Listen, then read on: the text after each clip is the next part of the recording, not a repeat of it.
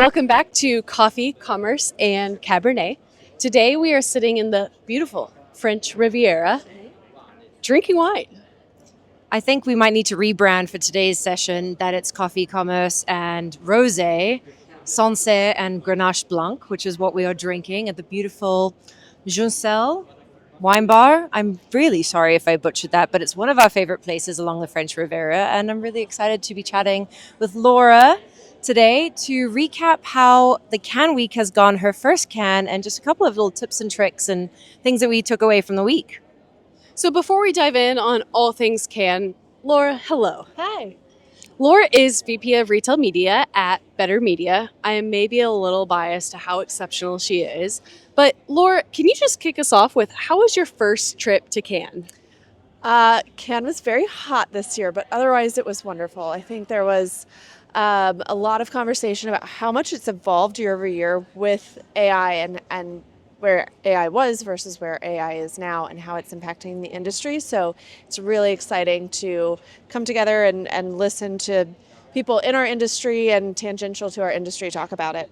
I think that's a big thing, is the tangential to our industry as well. And that's something that we spoke about getting a lot of value out of this event too, is you've got the upper echelon of everyone in their industry within marketing, advertising, and creativity. And we went to some incredible content sessions at Canva, at Pinterest, at Female Quotient, Sport Beach, beyond the audience that we're typically most exposed to, but really had a lot of transferable notes that could be applied to more of our day-to-day as well. And there's a lot of expansion with that as well. I mean, even coming out of a couple of years ago, when you think about the broadening of mindsets that can happen at Cannes, the broadening of brand scope can happen at Cannes as well. Destiny, tell us a little bit about Better Media becoming Better Media.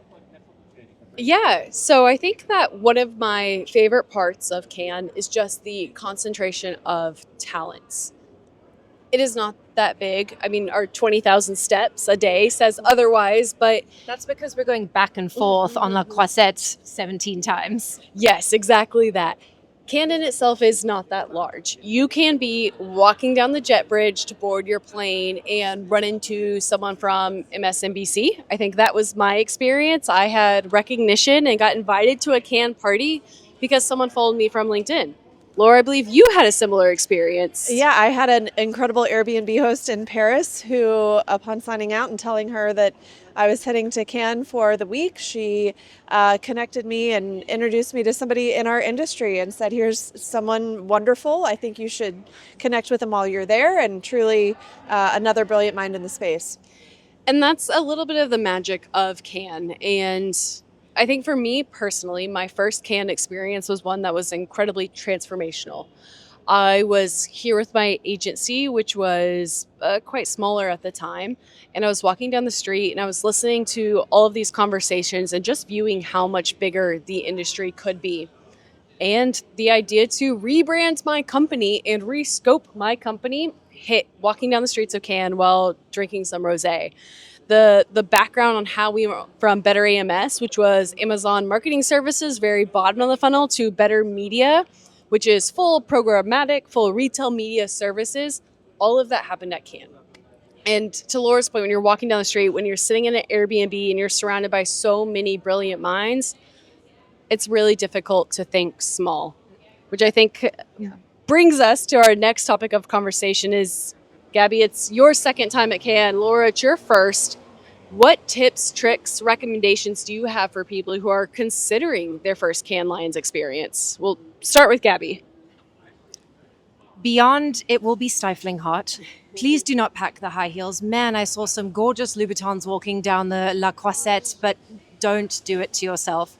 So beyond the packing tips and tricks, I think the best way to get the most out of it is definitely to pre-plan.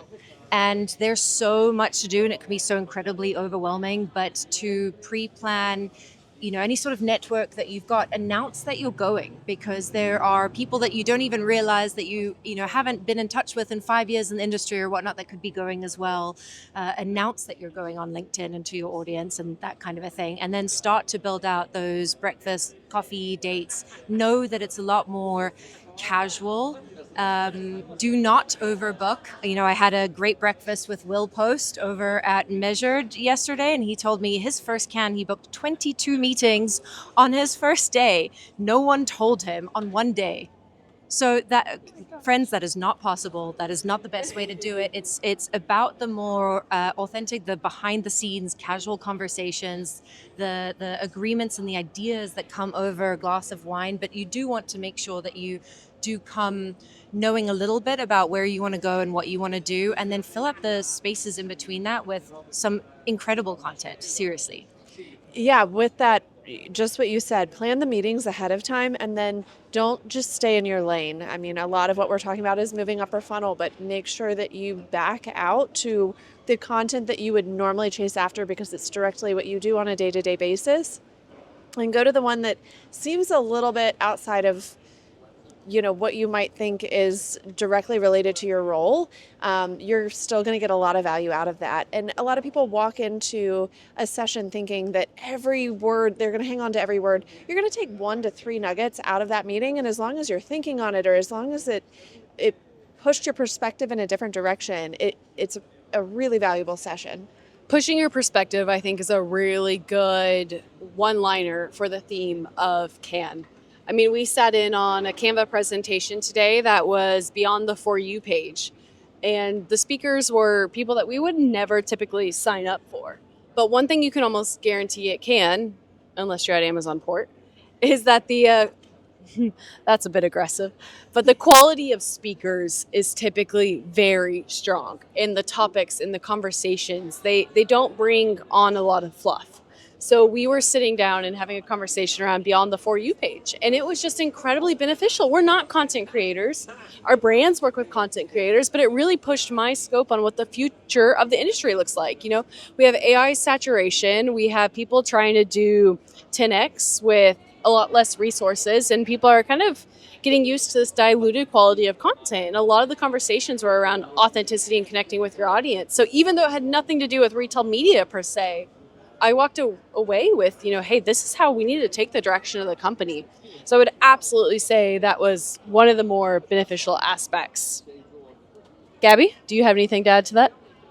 Yeah, look, I think summarizing that it's incredibly hard not to leave this place inspired, both by the nature of anyone coming together in the industry and the people that you could run into along the streets. It's almost not impossible. Last year was probably one of my biggest failures I ran into my, what's the word?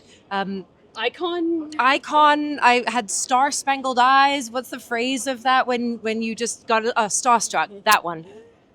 I'm only 3 sips into my rosé, but it's been a very hot and dehydrating day with Alona Mayo, and I was too scared to reach out to her.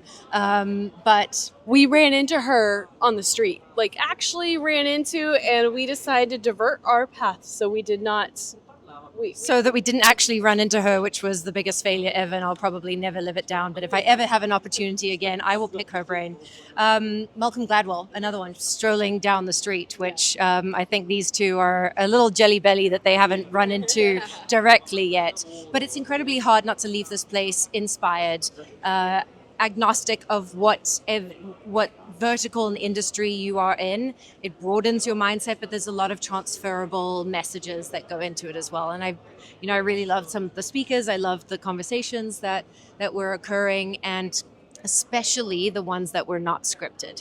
And that was another great thing of, shout out to our friends, the CPG guys. We went to a really great happy hour that they co-hosted with Women in Commerce, and just having an authentic conversation, not scripted questions and answers and all that kind of a thing. And that's where the real magic happens. You've got the people who've been experiencing a lot of the same topics throughout their careers, and it's very different when it's on a large televised stage versus the more casual conversations that end up happening in a place like this. So, all of that to say, we've had an incredible experience at Cannes, and we have a lot of follow up content plans. We want to dive deep into some of the topics, whether it's agentic and the future of agentic commerce and what's going to happen there, or streaming TV, or measurement. I think these were some of our favorite buzzwords from the conference, but we have quite a few follow-ups planned where we're actually going to dive deep and provide maybe some more hands-on keyboard insights to all of those topics. So continue to listen in. If you saw anyone cool or selfied with anyone famous, I'm looking at you, Melissa Burdick. Then drop those selfies in the comments. Let us know what your favorite part about Cannes was. And thank you all so much for joining. But before we drop, there's one more thing that I do need to ask. Destiny and Laura, each of you, what was your funniest moment from this past week in Cannes? Destiny, you can go second because you grabbed your drink to panic.